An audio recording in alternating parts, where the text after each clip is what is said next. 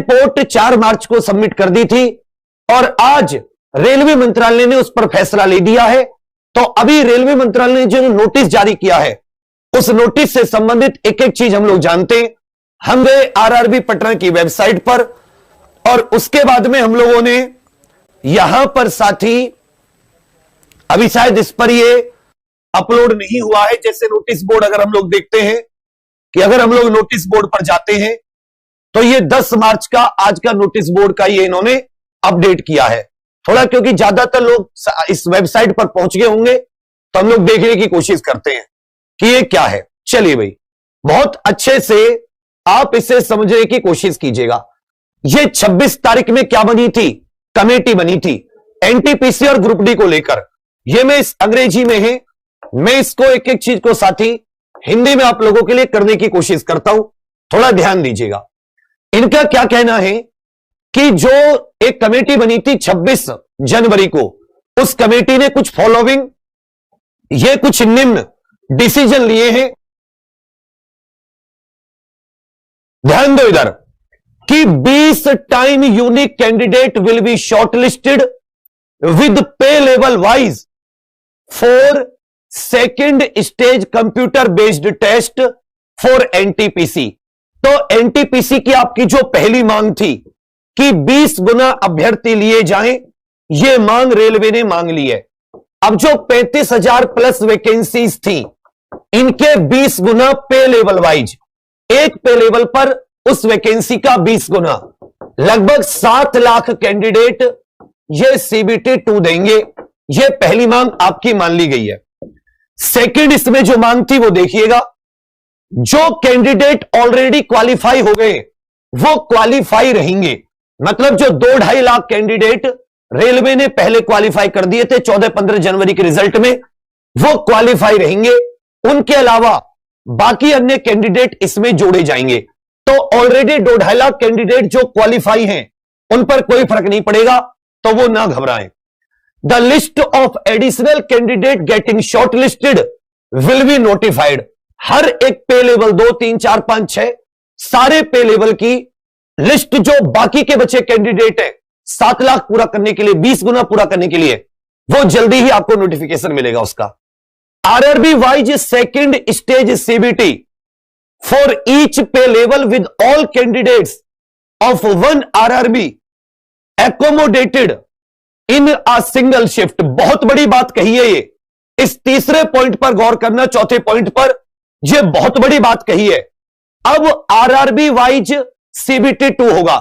अच्छे से याद रखिएगा, जैसे आरआरबी पटना, तो आरआरबी पटना के जितने कैंडिडेट हैं एक पे लेवल के, जैसे पे लेवल 2 के जितने कैंडिडेट्स हैं आरआरबी पटना, इनका एक दिन एग्जाम होगा, एक शिफ्ट में एग्जाम रेलवे ये एकोमोडेट करने की कोशिश करेगी।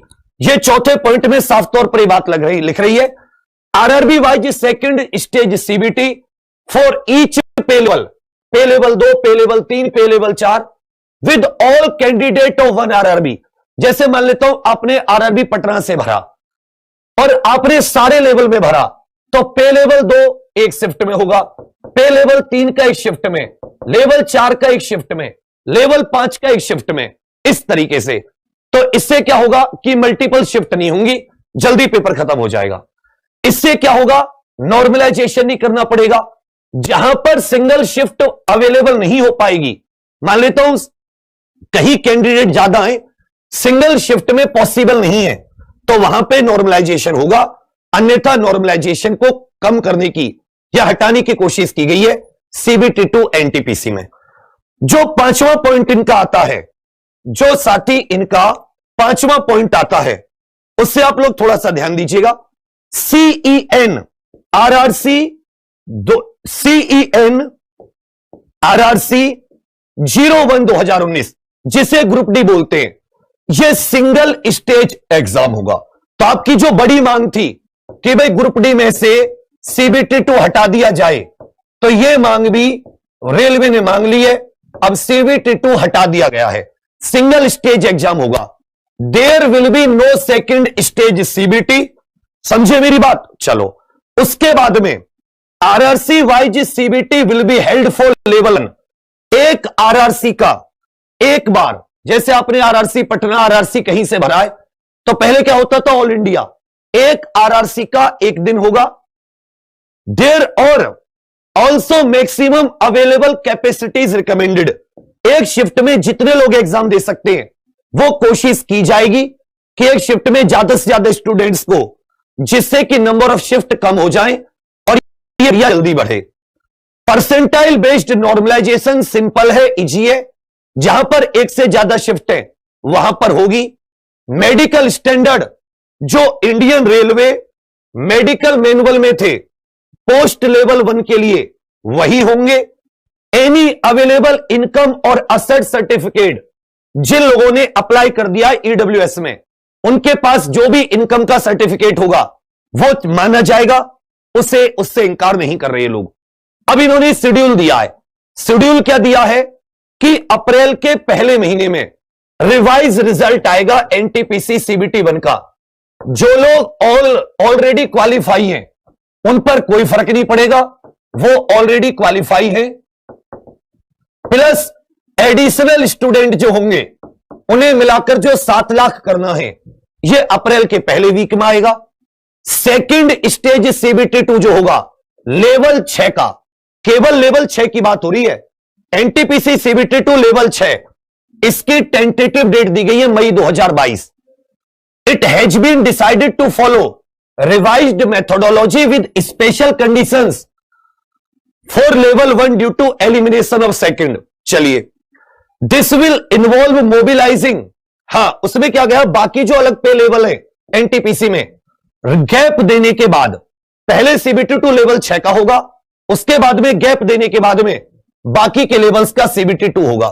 बाद में इन्होंने आरआरसी ग्रुप डी के लिए क्या कहा गया है कि जब सेकंड स्टेज सीबीटी हमने हटा दिया है ग्रुप डी से, तो ज्यादा बच्चे हैं, उनके लिए हमें इंफ्रास्ट्रक्चर ज्यादा चाहिए, कंप्यूटर आदि ज्यादा चाहिए, लॉजिस्टिक आदि ज्यादा चाहिए, जिससे कि सीबीटी 1 करा सके। इसलिए एग्जाम सेंटर, जो एग्जाम कंडक्टिंग अथॉरिटी होती है, उससे बात की जा रही है जिससे कि वो जल्दी से जल्दी सीबीटी 1 करा दे। फिर भी इन्होंने ये चीज कही है कि जो ये आपका ग्रुप डी का पेपर है, ग्रुप डी, ये जुलाई 2022 से इन्होंने टेंटेटिव कहा है। तो सुनने की बात 2-3 इसमें आ जाती है। पहले मैं आपको एनटीपीसी सीबीटी 2 के लिए इसमें क्या है मैं आपको क्लियर कर देता हूं, जिससे इसे आप समझ लीजिए कि जो एनटीपीसी सीबीटी 2 है उसके लिए उन्होंने क्या कहा है, थोड़ा ध्यान दें।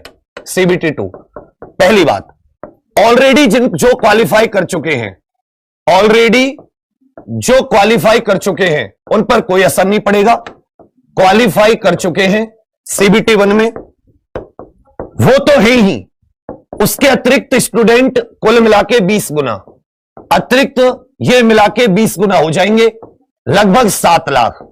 7 लाख, ठीक है भाई। सीबीटी 2 की डेट जो दी है वो केवल लेवल 6 के लिए दी है। लेवल 6 के लिए मई में होगा और बाकी के लिए बाद में, गैप के बाद में, बाकी के लिए बाद में। एक चीज इन्होंने ये कहा है, एक आरआरबी का एक लेवल एक दिन, एक आरआरबी का एक लेवल का एग्जाम एक शिफ्ट में, एक लेवल का एग्जाम एक शिफ्ट में होगा, सिंगल शिफ्ट में। ऐसे नहीं कि एक लेवल की 2-2 शिफ्ट में। और कहीं पर जब सिंगल शिफ्ट में होगा तो नॉर्मलाइजेशन नहीं होगा, एक से ज्यादा शिफ्ट में तो नॉर्मलाइजेशन होगा। ठीक है भाई। उसके बाद में इन्होंने ये कुछ बातें कही है कि ऑलरेडी जो क्वालिफाई कर चुके वो परेशान ना हो, वो रहेंगे। इसके अतिरिक्त 20 गुना करने के लिए नोटिफाई वैकेंसी का 7 लाख यूनिक कैंडिडेट के लिए अतिरिक्त रिजल्ट जो है वो अप्रैल फर्स्ट वीक में घोषित किया जाएगा। अप्रैल में रिजल्ट घोषित किया जाएगा, मई में उसका पेपर होगा लेवल 6 का, और बाकी के लिए उसके बाद में गैप देकर एक आरआरबी के एक लेवल का पेपर सिंगल शिफ्ट में होगा। यह तो कहा गया किसके लिए, एनटीपीसी सीबीटी 2 के लिए। ग्रुप डी में कुछ चीजें सुन लीजिए। ग्रुप डी टेंटेटिव डेट जो इन्होंने बताई है वो जुलाई 2022 बताई है। इसके ऊपर तो अभी इनसे बहस होगी। और दूसरी बात, सीबीटी 2 हट गया है, सीबीटी 2 हट गया है, सीबीटी 2 अब नहीं होगा।